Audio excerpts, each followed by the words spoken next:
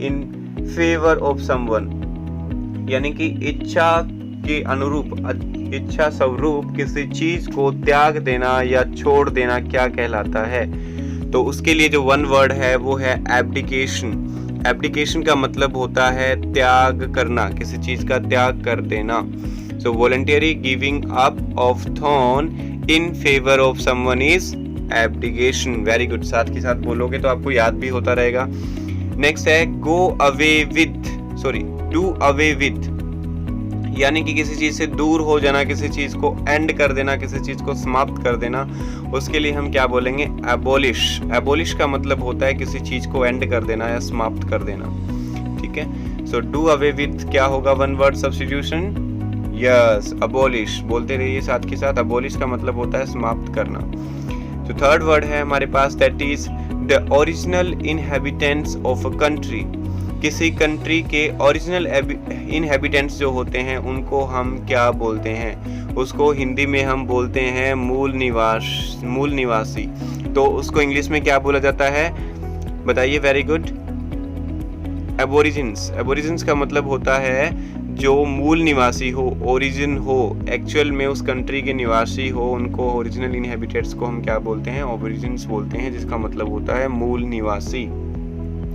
Next word करते हैं। Next word है हमारे पास an edition a book in which it has been condensed, यानी कि एक एडिशन बुक का जिसमें ये ऑलरेडी कंडेंस की जा चुकी हो, तो उसको हम क्या बोलेंगे? एक्चुअल में ये क्या होता है? छोटा पार्ट, एक टाइप से अगर बुक या कोई बड़ी स्टोरी है उसका छोटा पार्ट, अब्रिजमेंट जो होता है वो होता है एक टाइप से। तो इसके लिए मैनी वर्ड का वन वर्ड क्या होगा? वो क्या है? अब्रिज्ड होगा। अब्रिज्ड का मतलब होता है संग्रहित, जिसका हिंदी में मीनिंग क्या है? संग्रहित। संग्रहित का मतलब होता है छोटा कर देना, उसको संग्रह बना देना, किसी छोटे पार्ट में समा जाना, वो क्या होता है? अब्रिज करना।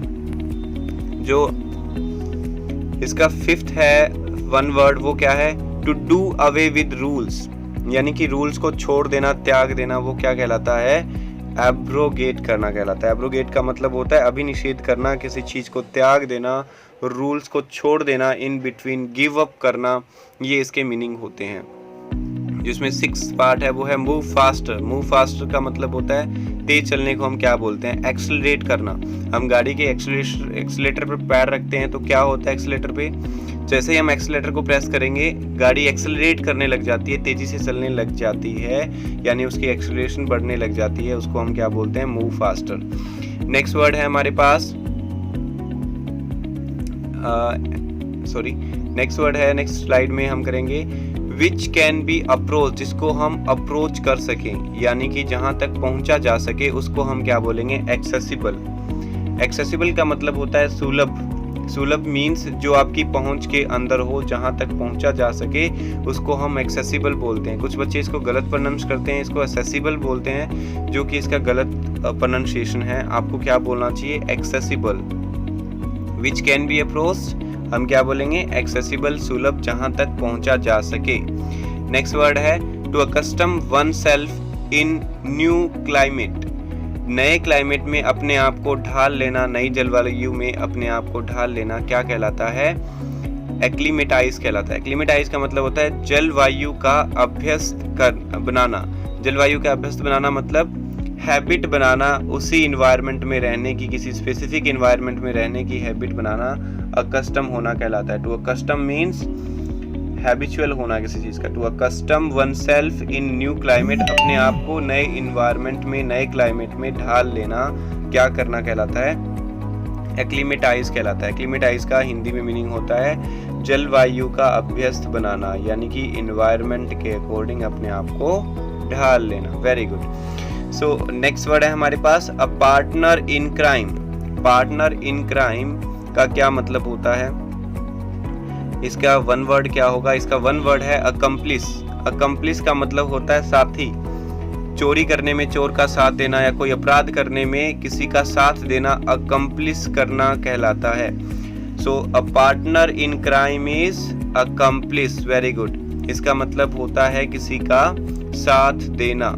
चोरी करने में या क्राइम करने में किसी के साथ देने वाला, भागीदारी देने वाले पर्सन को हम अकम्प्लिस बोलते हैं। एक ऐसा ही सिमिलर वर्ड और होता है जो होता है अकम्प्लिश। तो अकम्प्लिश क्या होता है? अकम्प्लिश का मतलब होता है कि किसी चीज़ को अचीव कर लेना अच्छे तरीके से, किसी चीज़ को संपूर्ण कंप्लीट कर लेना। यानी कि आपने कोई प्रोजेक्ट, कोई काम लिया, उसको अगर आपने अच्छे तरीके से कंप्लीट कर लिया तो उसको हम अकम्प्लिश करना कहते हैं। उसमें आपने सक्सेस हासिल कर ली तो उसको हम क्या बोलेंगे? अकम्प्लिश बोलेंगे। तो यहाँ पे आपको वर्ड दिख रहा है अकम्प्लिश। तो इसमें और उसमें डिफरेंस क्या है? फिर यहाँ पे जो स्पेलिंग में डिफरेंस आएगा वो PLISH हो जाएगा। उसमें SH है और इसमें CE है, बस यही डिफरेंस है। इसके अलावा स्पेलिंग में कोई डिफरेंस नहीं है। प्रोनाउंसिएशन में थोड़ा सा डिफरेंस है, उसको हम अकम्प्लिश बोलते हैं और इसको हम अकम्प्लिश बोलते हैं। तो देखिए इन वर्ड में आपको कंफ्यूजन ना हो जाए, इसके लिए मैं आपको ट्रिक बता देता हूँ। अकम्प्लिश वर्ड जो होता है उसका मतलब होता है कंप्लीट करना, जैसा कि मैंने बताया। यहाँ पे देखो अकम्प्लिश लिखा हुआ है। अगर अकम्प्लिश और अकम्प्लिश दोनों को देखें तो पुलिस वाली फीलिंग किसको देख के आ रही है? देखो इसमें पुलिस की स्पेलिंग कुछ पूरी होती हुई हमें लग रही है। इसका मतलब अगर चोरी करने में किसी का साथ देंगे तो क्या आ जाएगी? पुलिस आ जाएगी। इस तरीके से हम याद रख सकते हैं। अकम्प्लिश का मतलब होता है चोरी करने में किसी का साथ देना। Okay. Responsible for one's action, अपने काम के लिए जो रिस्पॉन्सिबल होता है उसको हम क्या बोलते हैं? उसको हम अकाउंटेबल बोलते हैं, उत्तरदायी। जो रिस्पॉन्सिबल हो किसी काम के लिए उसको क्या बोलेंगे? यस, सही बोला, अकाउंटेबल, उत्तरदायी। Very good. कुछ बच्चे बोल रहे हैं साथ के साथ। ऐसे ही बोलते रहें और सीखते रहें, क्योंकि अगर साथ साथ बोलोगे तो आपको अच्छे से ये याद हो जाएंगे। ठीक है। नेक्स्ट वर्ड है make one self familiar with a person और अ थिंग। किसी पर्सन या किसी चीज के साथ फैमिलियर होना, परिचित होना, क्या कहलाता है? एक्वेंट। एक्वेंट का मतलब होता है परिचित। सो किसी थिंग के साथ, किसी पर्सन के साथ एक्वेंट होना, जानकारी बढ़ाना, क्या कहलाता है? एक्वेंट, परिचित। ठीक है।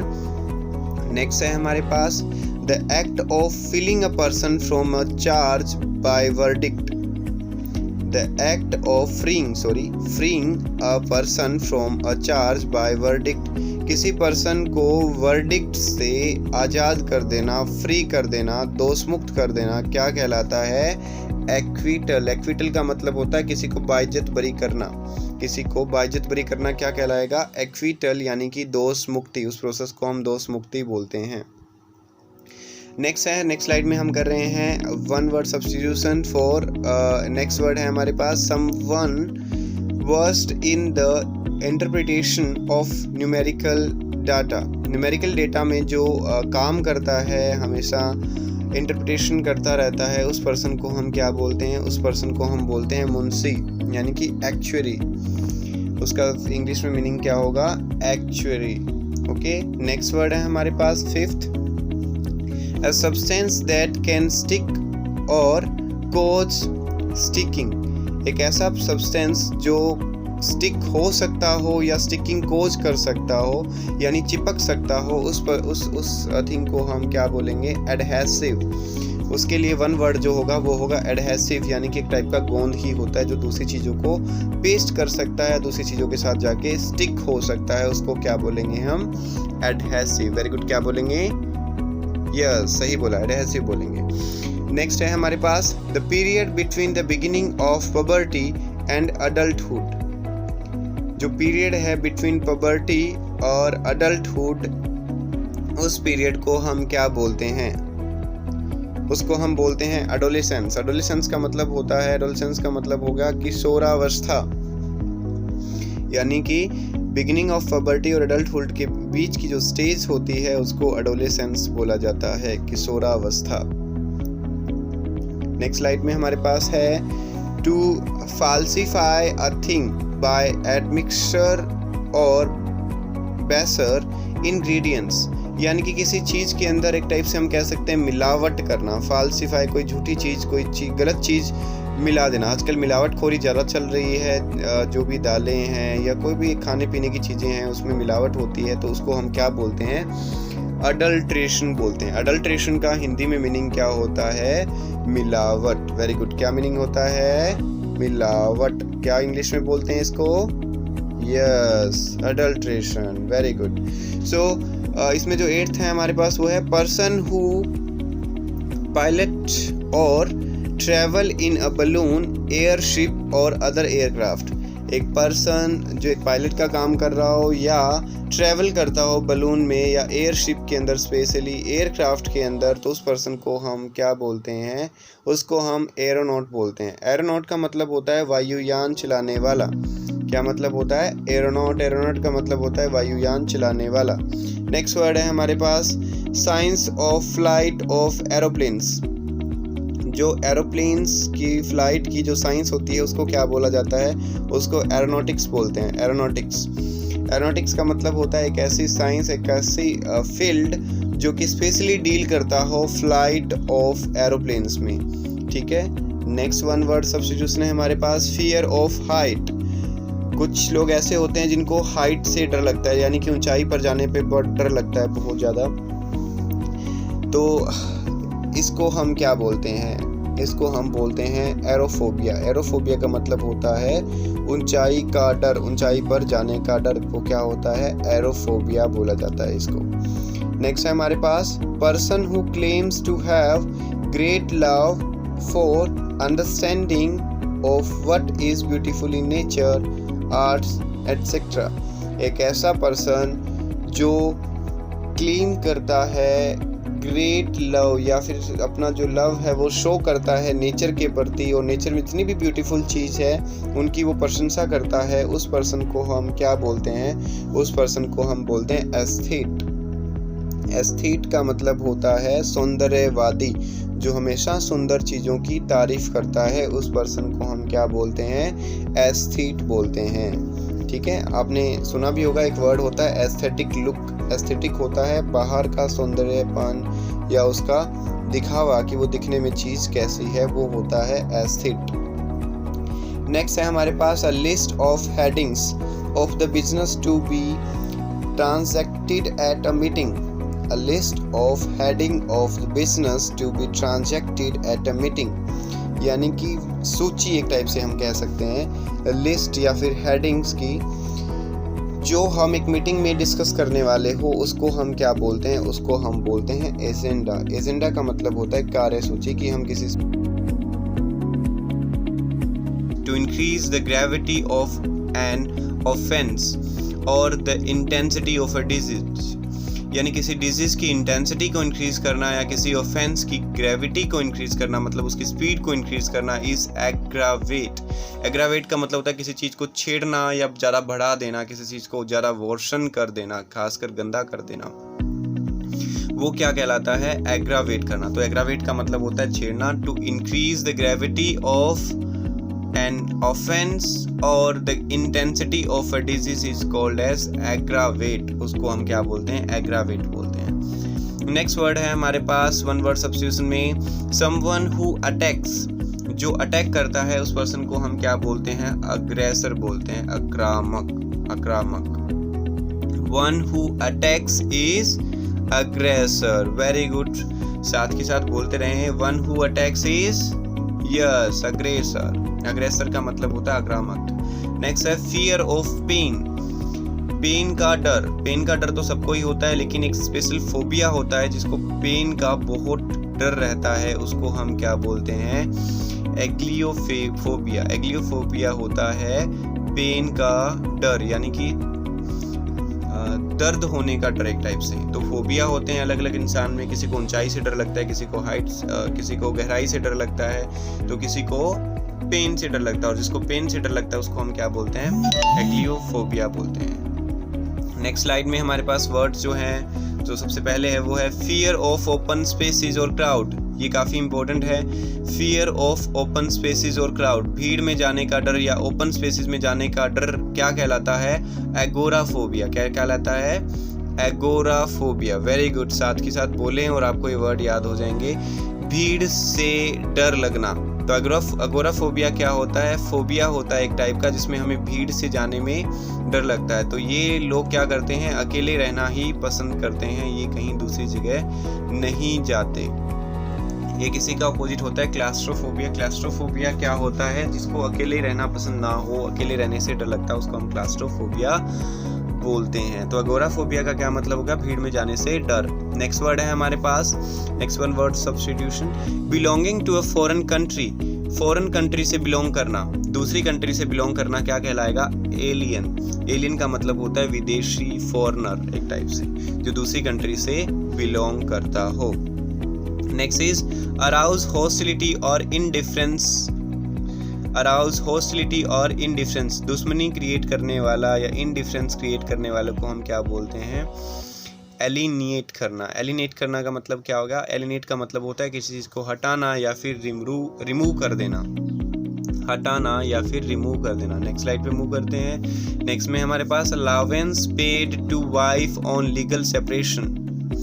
अलाउंस हम पेड करते हैं वाइफ को ऑन लीगल सेपरेशन, यानी कि अगर डाइवोर्स हो जाता है हस्बैंड वाइफ का, तो उस केस में हस्बैंड को वाइफ को कुछ अमाउंट पे करनी होती है लीगल सेपरेशन पे, तो उसको हम क्या बोलते हैं? जो अलाउंस पे किए जाते हैं उसको हम बोलते हैं एलिमनी। एलिमनी का मतलब होता है गुजारा भत्ता, ताकि वो अपना गुजारा कर सके वो लेडी। तो एलिमनी क्या होता है? गुजारा भत्ता।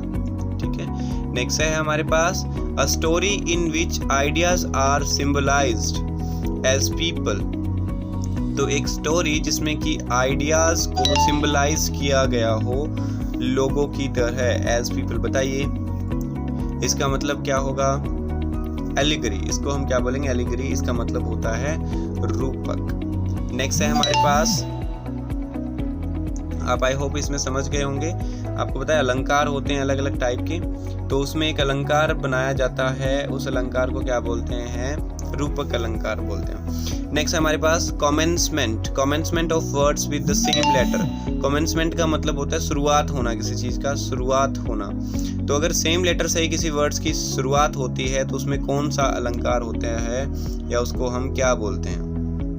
तो उसको हम एलिट्रेशन बोलते हैं। एलिट्रेशन का हिंदी में मतलब होता है अनुप्रास। ये अलंकार का एक टाइप होता है। नेक्स्ट स्लाइड में हमारे पास है an annual calendar with position of stars. एक एनुअल कैलेंडर जिसमें पोजीशंस दी गई हो, स्टार्स की पोजीशन दी गई हो, उसको हम क्या बोलते हैं? उसको हिंदी में बोला जाता है, यस वेरी गुड, पंचांग। और इंग्लिश में उसको क्या बोलते हैं? एल्मेनेक। एल्मेनेक का मतलब होता है पंचांग, जो कि फेट यानी कि भविष्य देखने के लिए पंडित लोग जो है वो यूज करते हैं।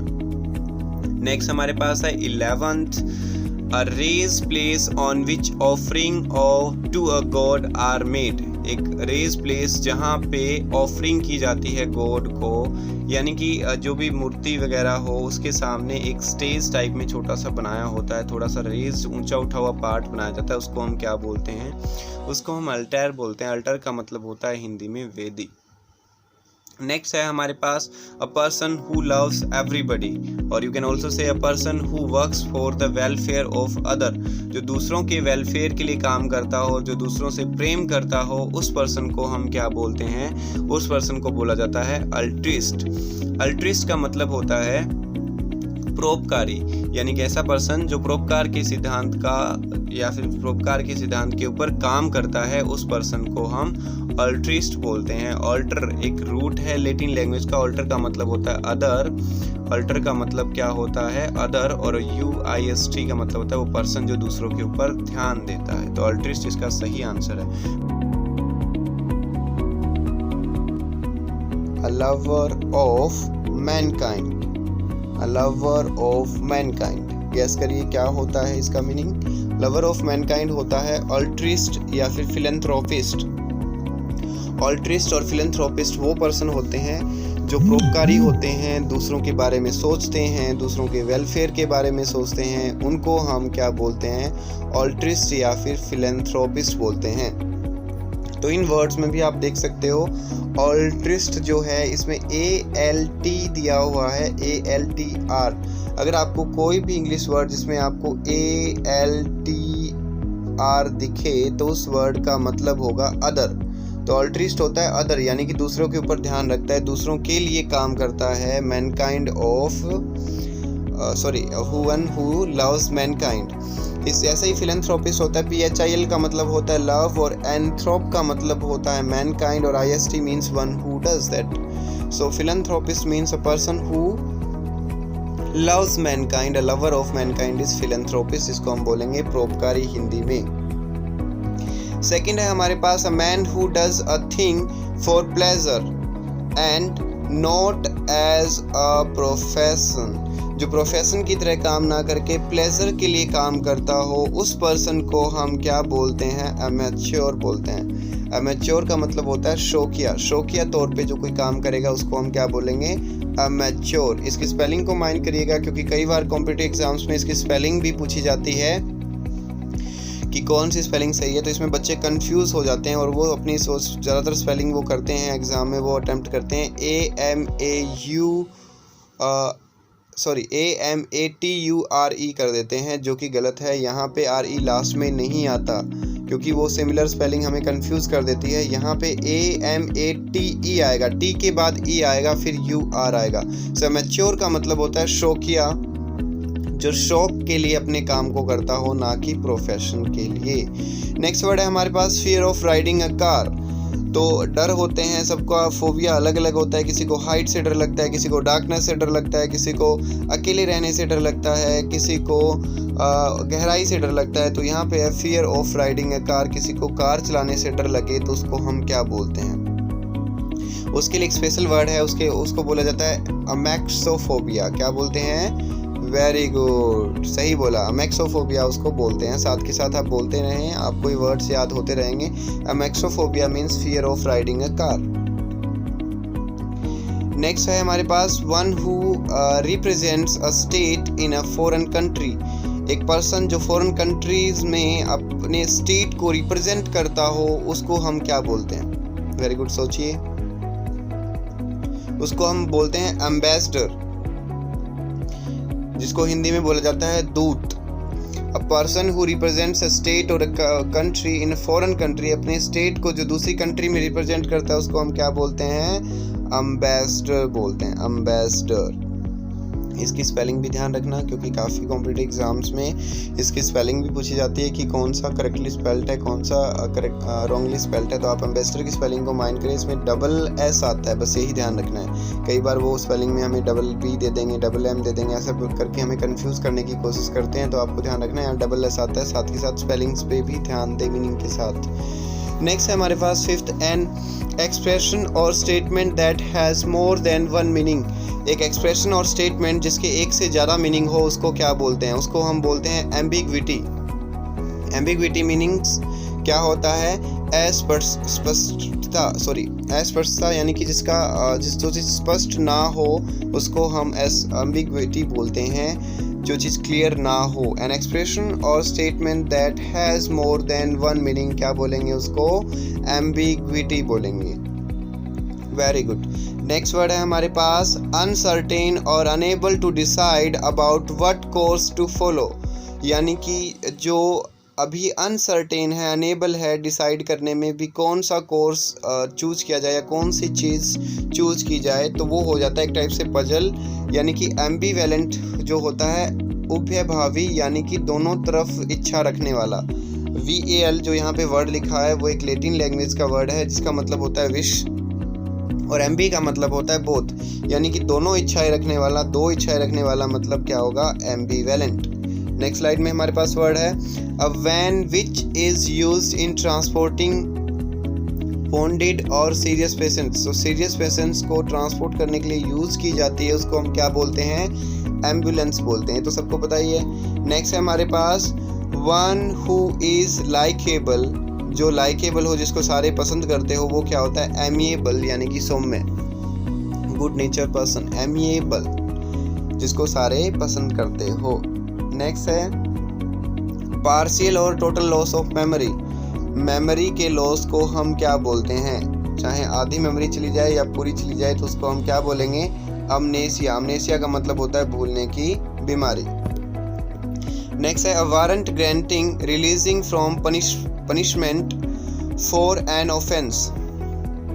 एक वारंट जो ग्रांट किया जाता है पनिशमेंट के लिए, किसी ऑफेंस के लिए, तो इसको हम क्या बोलेंगे?